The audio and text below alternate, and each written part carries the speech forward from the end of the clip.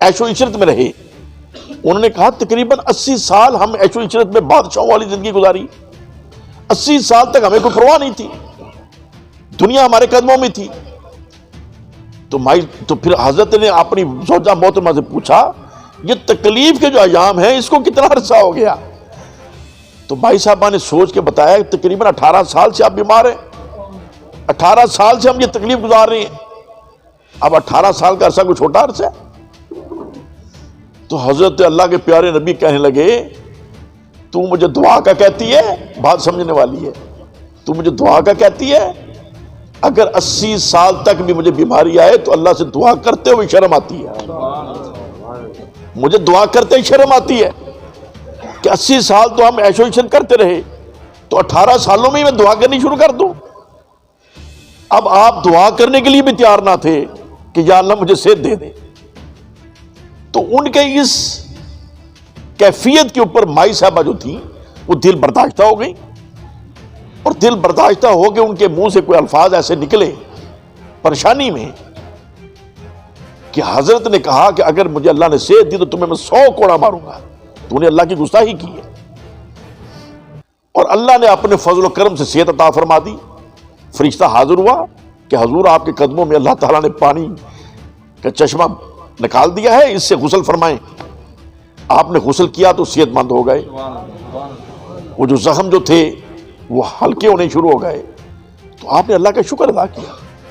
اب یہ وہ وقت تھا جو غروب آفتاب ہو چکا تھا, صحت ابھی ٹھیک نہیں تھی, 18 سال سے بیمار تھے, جسم کے اوپر کیڑے تھے, جسم کے اوپر زخم تھے.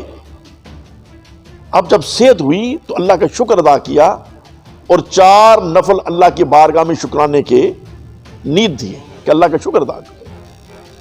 تو 3 نفل پڑھ سکے چونکہ بیماری تھی, ضعیف تھے, ابھی نئی صحت ملی تھی. 4تھا نفل پڑھ نہ سکے, اٹھے اور گر گئے. تو ان کا گرنا ہی اللہ کو اتنا اچھا لگا کہ ہمارے لیے کہہ دیا بس آج کے بعد آپ 3 ہی پڑھو گے. تو مغرب کے 3 فرض حضرت ایوب علیہ السلام کی سنت میں اللہ نے پسند کیے, اور عشاء کی نماز خود سرکار دو عالم صلی اللہ علیہ وآلہ وسلم کی پسندیدہ ٹائم تھا, اور ان کی سنت میں سے اللہ نے عشاء کی نماز ہمارے لیے پسند فرمائی. تو حاضرین سب سے پہلی بات تو یہ ہے کہ یہ ساری نماز یہ اللہ کے بندوں کی ادائیں ہیں جو اللہ نے پسند کی. اب ہمیں کوئی سمجھائے, کوئی علمی کتابی آگے کہ جناب قرآن شریف پڑھو اور یہ ادھر جاؤ, تو ہم تو سمجھ آتے ہیں قرآن شریف میں یہی ہے کہ ان اللہ والوں کی صحبت میں جاؤ. سبحان اللہ. اللہ نے تو حج بھی ساری ادائیں اللہ کے پیارے بندوں کی جو ادائیں ان کو جمع کر کے کہہ دیا اب یہ حج ہے, اس کا نام حج ہے. جو میرے بندے یہ ادائیں کرتے رہے, آپ بھی ہر سال آؤ اور یہی ادائیں کرو. جیسے میری بندی دوڑتی تھی آپ بھی دوڑو, جیسے وہ انہوں نے روڑے مارے آپ بھی مارو, ان کی اداؤں پہ عمل کرو, تو یہ حج ہے.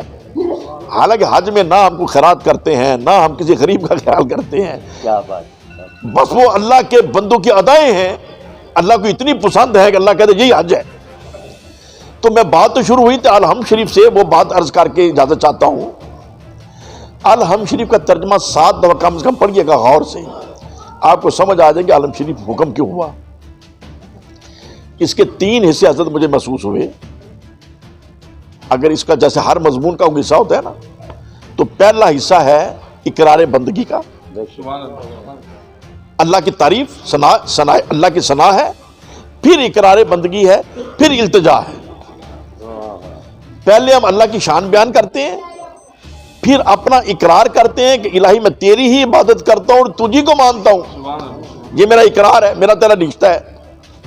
اور پھر کہتے ہیں الہی مجھے دے دے سیدھی راہ ان لوگوں کی جن پر تو نے انعام کیا ہے. اب یہ انداز کیا ہے؟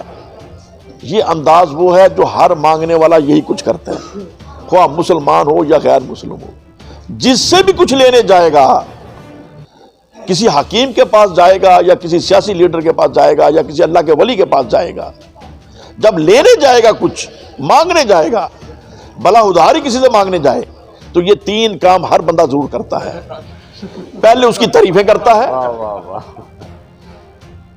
پھر اس کو اپنا رشتہ جتاتا ہے,